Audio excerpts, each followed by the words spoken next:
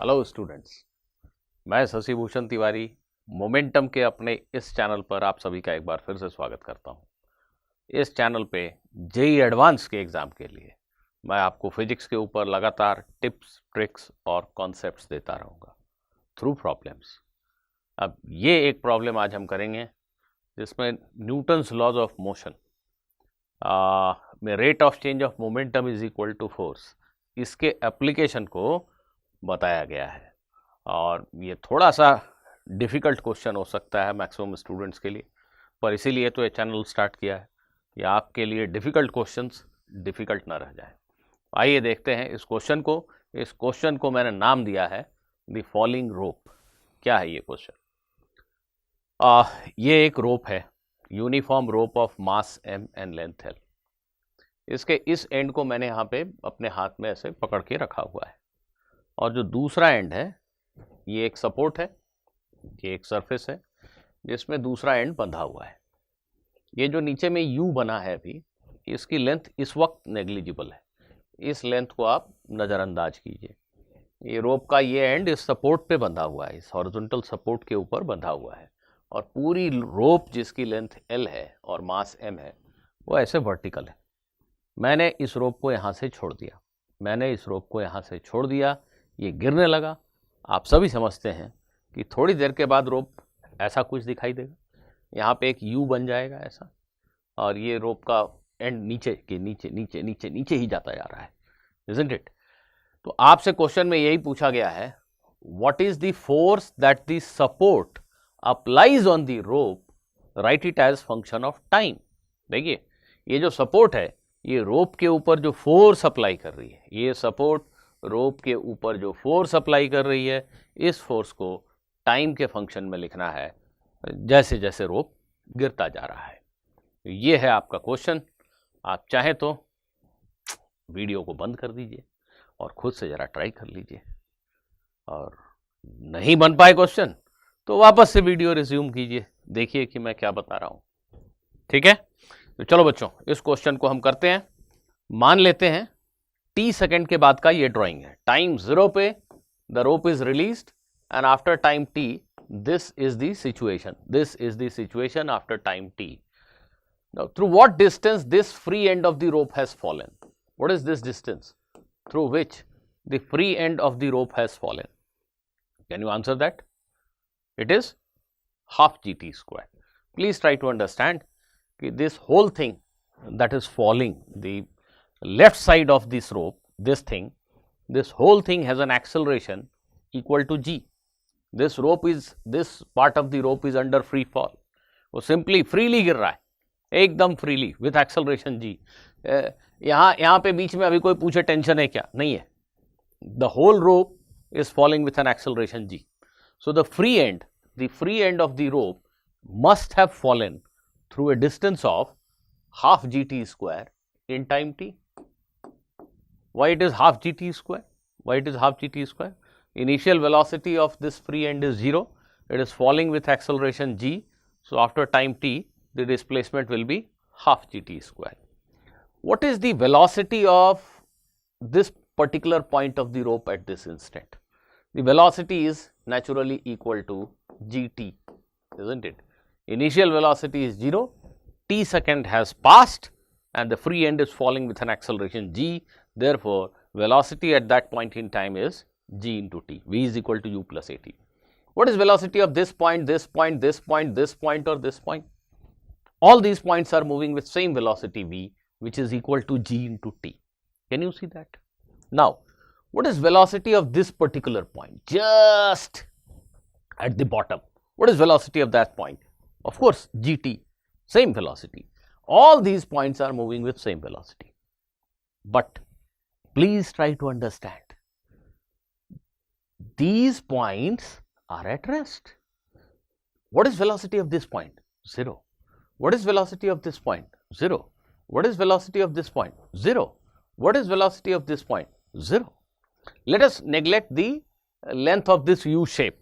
We will neglect the length of the U shape. वो जो रोप का U shape है उसके लेंथ को नेग्लेक्ट कर दीजिए, है ना। इस क्वेश्चन में भी लिखा है, assuming that only a negligible length of the rope starts out below the support. Support के नीचे ये जो रोप का लेंथ है, this is of negligible length. वो जो यू बन रहा है उसके लेंथ को just ignore it, just for the sake of simplicity. So this point has zero velocity, this point has zero velocity, this point has zero velocity, but at the same time all these points are having velocity v. अगले बहुत ही छोटे time interval में, please बच्चों समझना, अगले बहुत ही छोटे से टाइम इंटरवल को अगर मैं इमेजिन करूं तो अगले बहुत ही छोटे से टाइम इंटरवल dt में शायद रोप का ये छोटा सा टुकड़ा जो अभी v वेलोसिटी से चल रहा है वो इधर आ जाएगा, ऑफ कोर्स इधर आ जाएगा और रेस्ट में आ जाएगा। इस साइड में जितने भी पार्टिकल्स हैं सब रेस्ट में है। अभी इस लाल रंग से जो मैंने पेंट किया है उस छोटे से एलिमेंट की वेलोसिटी भी है, पर अगले dt सेकंड में उसकी वो वेलोसिटी गायब होने वाली है। क्यों गायब होने वाली है? कोई भी मूविंग ऑब्जेक्ट का मोमेंटम अचानक से कैसे बदल सकता है?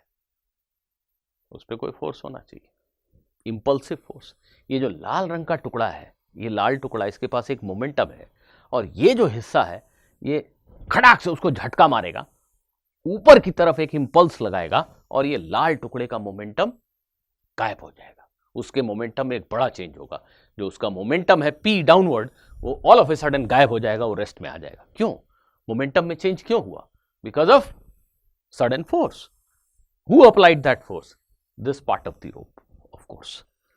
तो ऐसा ही होता जा रहा है। इसमें हर पार्टिकल अभी v वेलोसिटी से चल रहा है, लेकिन नेक्स्ट मोमेंट पे ये छोटा सा हिस्सा इधर ट्रांसफर होगा और उसकी वेलोसिटी 0 हो जाएगी। सो कंटिन्यूअसली रोप का एक एक टुकड़ा इधर जा रहा है और उसकी वेलोसिटी बदलती चली जा रही है। तो that is happening because of the force. कौन फोर्स लगा रहा है? ये जो रोप है ये नेक्स्ट आने वाले टुकड़े को ऊपर की तरफ पुल कर रहा है। लाल टुकड़े को ये रोप ने ऊपर की तरफ झटका मारा, लाल टुकड़े ने इसको नीचे की तरफ झटका मारा। इस हिस्से को ये लाल टुकड़ा खड़ाक से नीचे की तरफ झटका मारेगा। तो इस हिस्से पे ये जो सपोर्ट है ये ऊपर की तरफ एक फोर्स लगाएगा। नेचुरली सोच के देखिए भाई, ये पोर्शन में हर पॉइंट रेस्ट में है, ये पार्टिकल नीचे जाना चाह रहा है, ये पोर्शन उसको खट से ऊपर खींच के रोक देता है। तो ये जो लाल टुकड़ा आया उसने इस हिस्से को जोर से नीचे की तरफ झटका मारा, इजंट इट? पर ये टुकड़ा गिरेगा तो नहीं, ये सपोर्ट से बंधा है, तो सपोर्ट भी इस पे ऊपर की तरफ फोर्स लगा रहा है। तो ये क्लियर है कि ये जो सपोर्ट है इस रोप के ऊपर अपवर्ड डायरेक्शन में एक फोर्स अप्लाई कर रहा है। हम बिल्कुल ऐसे सोच के इस फोर्स को कैलकुलेट कर सकते हैं कि एक छोटा सा एलिमेंट लिया और उस एलिमेंट के पास एक मोमेंटम है, वो मोमेंटम अगले कुछ समय में गायब हो जाने वाला है। Rate of change of momentum is equal to force, ये सोचकर हम फोर्स को कैलकुलेट कर सकते हैं। एक छोटे से एलिमेंट को लेके भी कैलकुलेट कर सकते हैं। आप खुद करके देखना। मैं थोड़ा सा डिफरेंट अप्रोच नहीं है, कॉन्सेप्चुअली तो वही अप्रोच है, पर मैं इस तरीके से वर्किंग करता हूं। देखो, t सेकेंड के बाद हाफ gt स्क्वायर लेंथ ऊपर से हट चुका है, मतलब ये फ्री एंड जो है हाफ gt स्क्वायर नीचे जा चुका है। क्या तुम सभी बच्चे मुझे ये बता सकते हो कि ये लेंथ कितनी है? बता सकते हो क्या? आई एम श्योर बता दोगे। इसका हाफ। कैसे इसका हाफ? क्यों इसका हाफ? इसका हाफ क्यों? 1/4 gt स्क्वायर क्यों? क्योंकि ये जो लेंथ खाली हुआ, लेट अस से ये 2 मीटर लेंथ खाली हुआ, ये रोप का 2 मीटर लेंथ जो है यहां अब नहीं है, जो पहले था वो कहां गया? वो यहां डबल अप हो गया, वैसे डबल हो गया, 2 हिस्सों में बट गया। तो नेचुरली 1 मीटर इधर और 1 मीटर इधर, तो ये जो लेंथ होगी, ये जो डेप्थ होगी वो 1 मीटर ही होगी ना। अगर ये एंड 2 मीटर नीचे चलेगा तो वो 2 मीटर लंबी रस्सी कहां पे गई? 1 मीटर यहां पे और 1 मीटर यहां पे। तो नेचुरली अगर ये हाफ gt स्क्वायर नीचे गिरा है तो ये लेंथ कितनी है? 1/4 gt square. I am sure you all are understanding this. So this is 1/4 gt square. Now if I ask you to write the momentum of the entire rope at this point in time, इस समय पूरे रोप का momentum लिखिए। अगर मैं आपसे ऐसा सवाल पूछूं तो क्या आप लिख पाएंगे? हाँ, ये जो पोर्शन है ये स्टेशनरी है और बाकी का पूरा पार्ट v वेलोसिटी से चल रहा है। तो what is momentum of the falling rope right now? Length of this rope, this part of the rope is L minus 1/4 gt square. Please look at it. This part has length equal to total length of the rope minus this length, that is 1/4 gt square. We are ignoring this length, ये जो u बना है उसके length को हम ignore कर रहे हैं। 1/4 gt स्क्वायर को सब्ट्रैक्ट कर दिया पूरे l में से, वो लेंथ यहां पे दिख रही है। मान लेते हैं मास पर metre length of the rope is lambda, lambda kg पर metre length, lambda is of course m/l, बाद में लिख देंगे, अभी लैम्डा लिख देते हैं। सो this is the part, this length of the rope is moving with velocity v.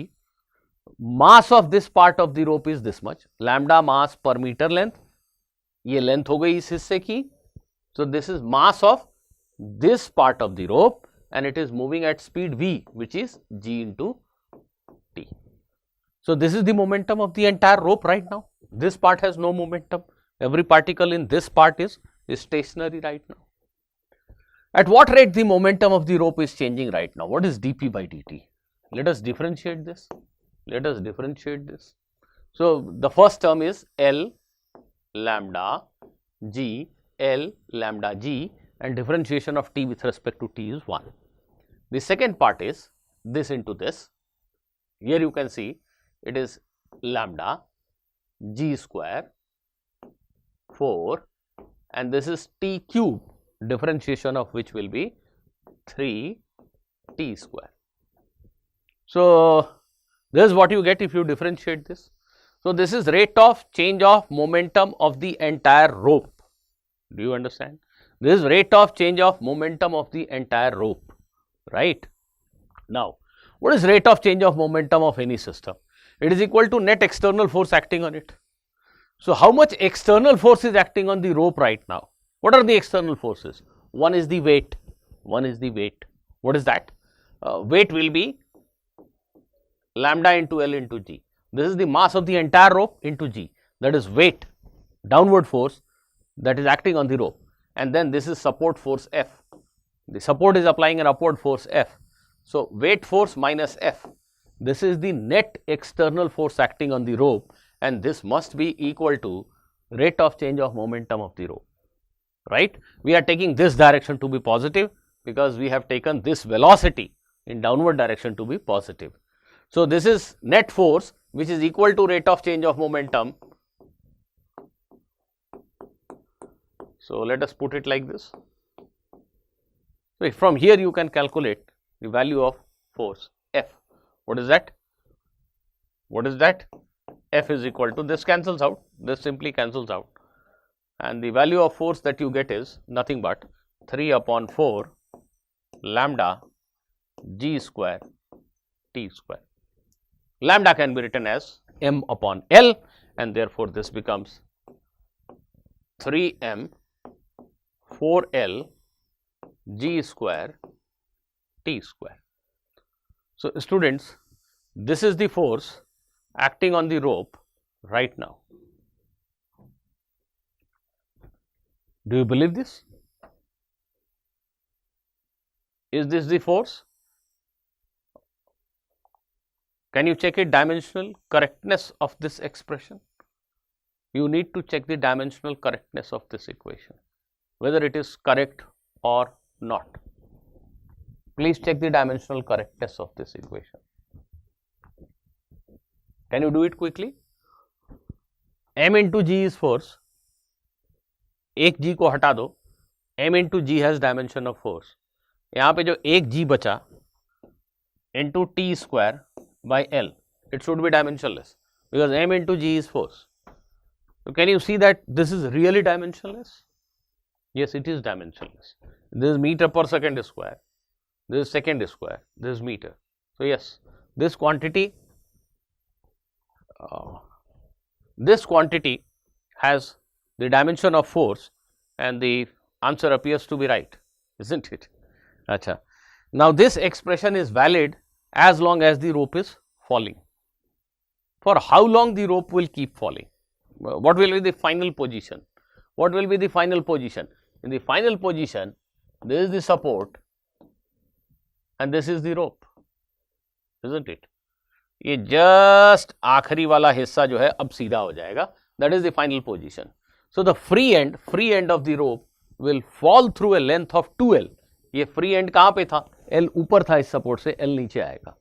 So the free end will fall through a length of 2L and after that the whole rope will become stationary. the complete rope will become stationary, and once the complete rope becomes stationary, this force will be simply equal to weight of the rope. तो कितने समय के बाद ऐसा होगा, you can calculate yourself, because the falling thing, the part of the rope that is falling, it is falling at constant acceleration of g. So how much time it will take to fall through a distance of 2l?